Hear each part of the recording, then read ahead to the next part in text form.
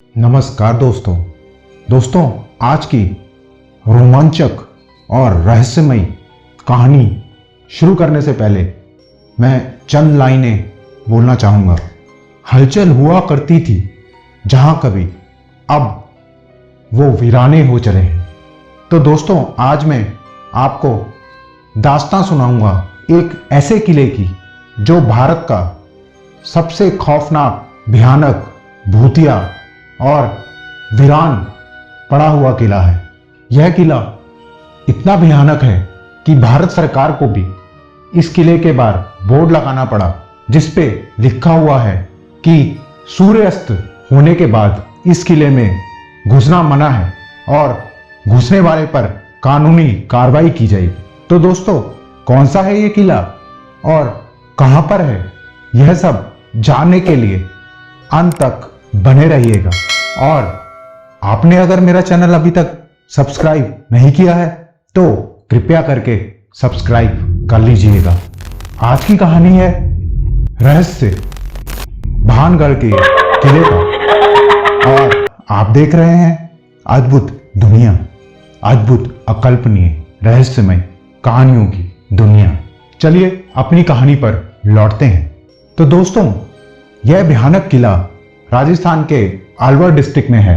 इस किले को राजा भगवंत दास ने 1573 में बनवाया था, मतलब तकरीबन 500 साल पहले। यह किला उन्होंने अपने पुत्र माधो सिंह के लिए बनवाया था। माधो सिंह के भाई थे राजा मान सिंह, वही मान सिंह जो अकबर बादशाह के बहुत करीबी थे और अकबर के नवरत्नों में से एक थे। वह मुगल सेना में जनरल भी थे। उस समय इस किले के आसपास पूरा शहर बसा हुआ था, जहां लोगों के घर थे, दुकानें थी, बाजार थे। दुकानें और बाजार के खंडर तो आज भी इस किले में मिलते हैं। पर ऐसा क्या हुआ कि एकाएक पूरा बसा बसाया शहर ही उजड़ गया और भूतिया कहलाया जाने लगा। इस पर दो प्रमुख कहानियां मैं आज आपको बताऊंगा। पहली कहानी जो इस किले से जुड़ी है वह है कि भानगढ़ की राजकुमारी रत्नावती थी, जिनकी उम्र 18 साल की थी। वह बेहद ही सुंदर थी। राजकुमारी इतनी सुंदर थी कि उनकी सुंदरता के चर्चे दूर दूर तक फैले हुए थे और कई बड़े राजा महाराजा के रिश्ते उनके लिए उनकी खूबसूरती की वजह से आते थे, पर वह हर किसी को मना कर देती थी। एक बार राजकुमारी अपनी सखियों के साथ बाजार घूमने निकली। बाजार पहुंचकर वह एक इत्र की दुकान पर इत्र देखने लगी। तभी सिंधु खेड़ा नाम के एक तांत्रिक, जो कि काले जादू का महारथी था, उसकी नजर राजकुमारी पर पड़ गई। राजकुमारी को देख तांत्रिक इतना मोहित हो गया कि वह उससे प्रेम करने लगा और राजकुमारी को किसी भी तरह हासिल करने के बारे में सोचने लगा। इसके बाद उस तांत्रिक ने राजकुमारी को अपने वश में करने के लिए एक इत्र की बोतल पर तंत्र मंत्र कर दिया और इसके बाद उसने इस बोतल को उन सब बोतलों के साथ रख दिया जो रत्नावती ने खरीदी थी। इसके बाद राजकुमारी रत्नावती यह सारी बोतलों को उठा के भानगढ़ के किले की ओर चल पड़ी।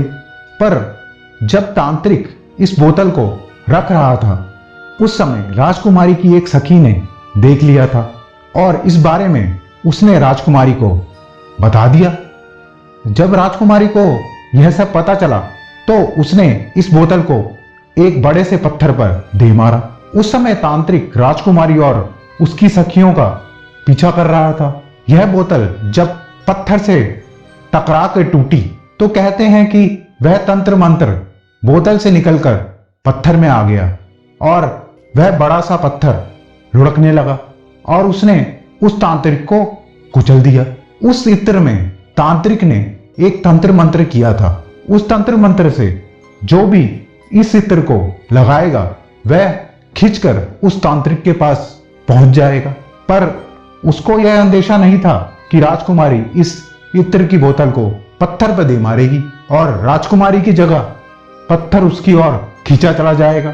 पर मरने से पहले उस धूर्त तांत्रिक ने एक शाप दे दिया कि राजकुमारी और इस किले में रहने वाले सारे लोग मारे जाएंगे और उन सब की आत्मा ताउम्र इस किले में भटकती रहेगी। कहते हैं इस शाप के कुछ समय बाद ही भानगढ़ के पड़ोसी राज्य अजबगढ़ ने भानगढ़ पर हमला कर दिया और अजबगढ़ की सेना ने भानगढ़ के किले में बहुत मारकाट मचाई, सबको मार दिया, राजकुमारी भी मारी गई और इन लोगों की आत्मा उसी किले में आज भी भटकती है। यही आत्माएं कभी चीखती हैं, कभी पुकारती हैं। दूसरी प्रमुख कहानी है कि जब राजा भगवान दास इस महल को बनवा रहे थे तब इस किले की जमीन के पास एक योगी जिनका नाम बालूनाथ योगी था वह रहा करते थे और उधर ही कुटिया बनाकर तपस्या करते थे। जब बालूनाथ योगी को पता चला तो उन्होंने राजा भगवान दास को एक पैगाम भिजवाया जिसपे लिखा था कि आप अपना किला बनवाइए, मुझे कोई ऐतराज नहीं है, पर किले की ऊंचाई इतनी मत करना कि उस किले की परछाई मेरी कुटिया पे पड़े। पर कहते हैं कि राजा ने योगी की बात को गंभीरता से नहीं लिया और इतना ऊंचा महल खड़ा कर दिया कि उसकी परछाई कुटिया के ऊपर आ गई। तब योगी ने गुस्से में आकर शाप दिया कि भानगढ़ पूरी तरह से तबाह हो जाएगा और इसके कुछ दिन बाद ही भानगढ़ पूरी तरह से तबाह हो गया। तो दोस्तों, यह तो मैं नहीं जानता कि इन दोनों कहानियों में से कौन सी कहानी सच्ची है और कौन सी झूठी। हो सकता है कि दोनों सच्ची हों और यह भी हो सकता है कि दोनों झूठी हों, पर इस सच को हम जुटला नहीं सकते कि क्या वजह है कि भारत सरकार को इस किले के बाहर बोर्ड लगवाना पड़ा जिस पे लिखा हुआ है कि रात के वक्त इस किले में घुसना मना है। दोस्तों, मैं मानता हूं कि बिना आग के धुआं नहीं उठता। आप क्या मानते हैं? कमेंट में जरूर बताइएगा और इस वीडियो को लाइक और शेयर करना बिल्कुल मत भूलिएगा। अगर आपने मेरा चैनल अभी तक सब्सक्राइब नहीं किया है तो सब्सक्राइब भी कीजिएगा और बेल आइकन दबाना बिल्कुल मत भूलिएगा। धन्यवाद।